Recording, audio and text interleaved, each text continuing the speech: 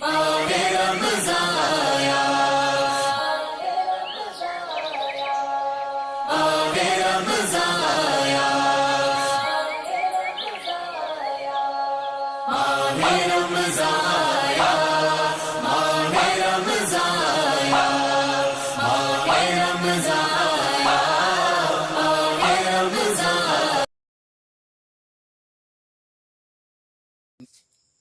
السلام علیکم ورحمۃ اللہ وبرکاتہ۔ الحمدللہ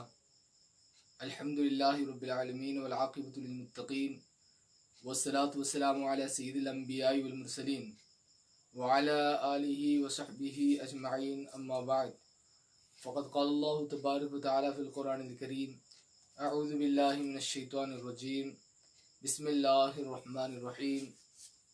یا ایہا الذین آمنوا کتب علیکم الصیام کما کتب علی الذین من قبلکم لعلکم تتقون۔ صدق اللہ العلی العظیم وبلغنا رسولہ النبی الکریم، ونحن علی ذلک لمن الشاہدین والشاکرین، والحمد للہ رب العالمین۔ قال اللہ تبارک وتعالی فی شأن حبیبہ الکریم: ان اللہ وملائکتہ یصلون علی النبی یا ایہا الذین آمنوا صلوا علیہ وسلموا تسلیما۔ اللہم صلی علی سیدنا و شفیعنا و نبینا و حبیبنا مولانا و ملجانا محمد صلی اللہ علیہ وسلم و وسلم۔ صلو علیہ الصلاۃ والسلام علیک یا رسول اللہ صلی اللہ تعالی علیہ وسلم۔ معزز ناظرین و سامعین، اللہ تبارک و تعالیٰ کا بے انتہا شکر احسان ہے کہ اللہ تبارک و تعالیٰ نے محض اپنے فضل و کرم سے اور حضور نبی اکرم صلی اللہ تعالی علیہ وسلم کے صدقے ہم تمام کو رمضان مبارک کے 22ویں روزے کی سحری کی توفیق عطا فرمائی۔ اللہ تبارک و تعالیٰ سے دعا ہے کہ مولا تبارک و تعالیٰ ہم سبوں کے آج کے اس روزے کو اپنی بارگاہ میں قبول فرما، اور ہم تمام کو آج کا یہ روزہ پابندی شرع کے ساتھ تیری رضامندی حاصل کرتے ہوئے مکمل کرنے کی توفیق عطا فرما۔ رب تبارک و تعالی قرآن پاک میں ارشاد فرماتا ہے کہ اے ایمان والو، رمضان کے روزے تم پر فرض کیے گئے جیسا کہ تم سے اگلوں پر فرض تھے، تاکہ تم متقی اور پرہیزگار بن جاؤ۔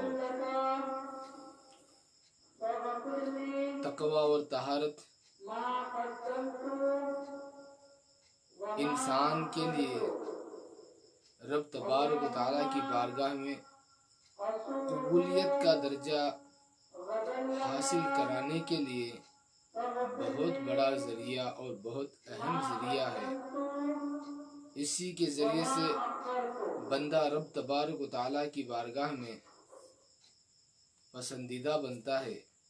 اللہ تبارک و تعالیٰ جو بندہ تقوی اختیار کرتا ہے اسے پسند فرماتا ہے، اور جو شخص رب تبارک و تعالیٰ کا تقوی اختیار کرے، اس کا خوف اپنے دل میں بسائے، اس کے جینے کا ڈھنگ اور طریقہ بالکل جدا ہو جاتا ہے۔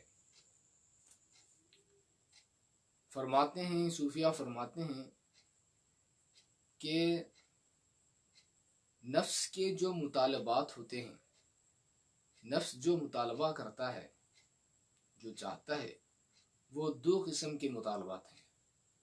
نفس کے دو قسم کے مطالبات ہوا کرتے ہیں۔ فرماتے ہیں کہ ایک مطالبات کا تعلق حقوق سے ہوا کرتا ہے، اور دوسرے مطالبات کا تعلق حظوظ سے ہوا کرتا ہے۔ یعنی کچھ مطالبات نفس کے ایسے ہوتے ہیں جو اس کا حق ہوتا ہے، اور کچھ مطالبات نفس کے ایسے ہوتے ہیں جو حظوظ سے تعلق رکھتے ہیں، یعنی اس کے حقوق سے آگے اس کی چاہت اور خواہش سے تعلق رکھتے ہیں۔ حقوق یعنی جو اس کا حق ہے اسے وہ چیز ملے، حظوظ یعنی لذت، خواہش، لطف، اس کو حظوظ کہتے ہیں۔ جو حق سے زیادہ ہو وہ حظ کہلاتا ہے۔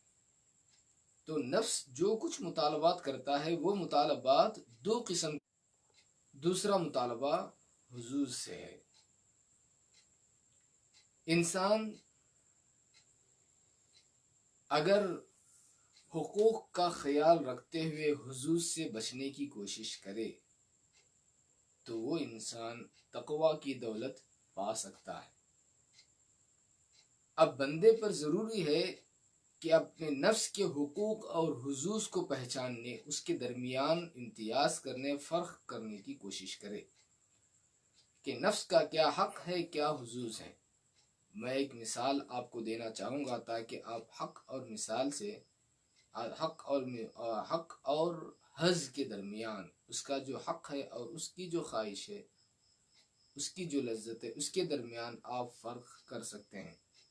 मिसाल के तौर पर एक रिकाबी खाना खाना कि आपको उससे आपके अंदर कमज़ोरी महसूस न होती हो, आप इबादत सुकून से अदा कर सकते हो, आप कमाई आराम से कर सकते हो, उतना खाना नफ्स का हक बनता है ताकि उसका क़ियाम हो सके, वो टिक सके, वो ताकत व क़ुव्वत के साथ रोज़ी हासिल कर सके और खुदा की इबादत कर सके। उतना खाना उसका हक होता है। उससे ज़्यादा अगर कोई, एक प्लेट काफ़ी है लेकिन 2 प्लेट खा रहे हैं, मज़े की वजह से 2 प्लेट अगर कोई खाता है तो दूसरी जो प्लेट है उसे हुजूज कहते हैं। दूसरी जो एक मिसाल है ये, आप इसी से आप समझ सकते हैं। जो उसका हक है, एक नफ्स अपने हक का मुतालबा करता है और नफ्स एक अपने हस का, अपनी ख्वाहिश का मुतालबा करता है। आपको उसके हक हुकूक अदा करना है, नफ्स के जो हुकूक हैं उन हुकूक को अदा करना है, लेकिन जो उसके हुजूज हैं यानी जो उसके ख्वाहिशात हैं, जो उसके लज्जात हैं, उनमें उसकी कड़ी निगरानी करना है। अगर आप उसमें कड़ी निगरानी करेंगे, कड़ी निगरानी करते हुए उसके हुजूज से उसे रोकने की कोशिश करेंगे, उसके बेजा ख्वाहिशात, उसके बेजा मुतालबात से उसे अगर रोकने की कोशिश करेंगे, हुजूज में अगर उसकी हिफाजत की कोशिश करेंगे तो आपको तकवा की दौलत हासिल हो जाएगी। जब इंसान को तकवा की दौलत हासिल होती है, उसके जीने का ढंग भी बिल्कुल बदल जाता है। हज़रत राबिया बसरी रदी अल्लाह ताला अन्हा बड़ी नेक मुत्तकी पारसा वलिया गुजरी हैं। हज़रत राबिया बसरी रदी अल्लाह ताला अन्हा, आपका हाल कैसा था देखिए। जिसे तकवा की दौलत नसीब होती है उसका हाल क्या होता है देखिए। आप से एक शख्स, एक दुनियादार कहता है कि ऐ राबिया, आपको अगर किसी चीज़ की ज़रूरत हो तो आप मुझसे कह के मांग लें। हज़रत राबिया बसरी रदी अल्लाह ताला अन्हा आप इरशाद फरमाती हैं कि मुझे अपने मुतालबात, अपने ज़रूरियात का तकाज़ा, अपनी ज़रूरियात खुदा से कहना दुश्वार है। खुदा से कहने में मैं शर्म महसूस करती हूँ, तो मैं किसी दुनियादार के सामने वो बात कैसे कहूँ।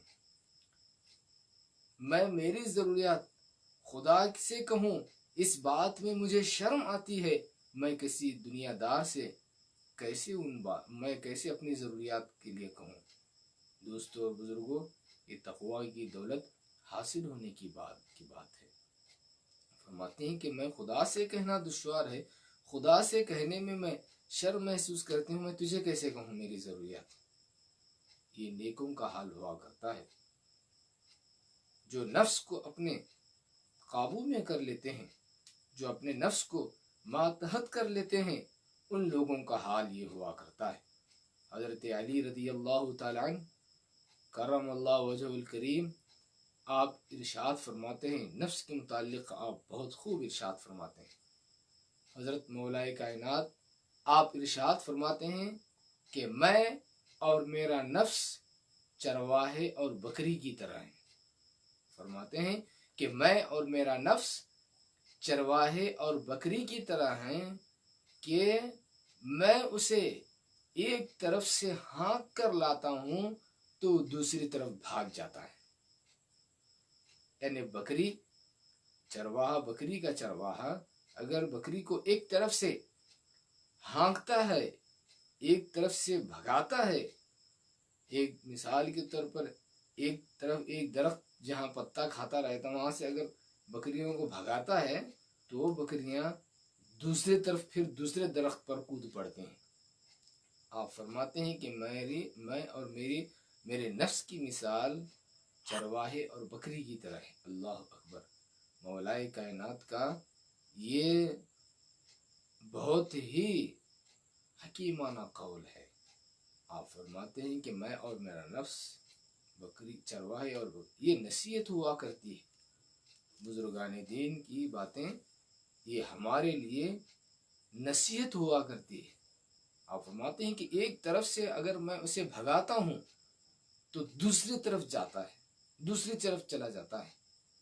یعنی نفس کا یہ حال ہوا کرتا ہے کہ وہ اگر اسے کسی ایک حظ سے روکنے کی کوشش کی جائے، اگر اسے کسی ایک خواہش سے روکنے کی اگر آپ کوشش کریں گے، جیسے ہی آپ اسے ایک خواہش سے روکنے جائیں گے وہ دوسری خواہش کی طرف بھاگ جائے گا.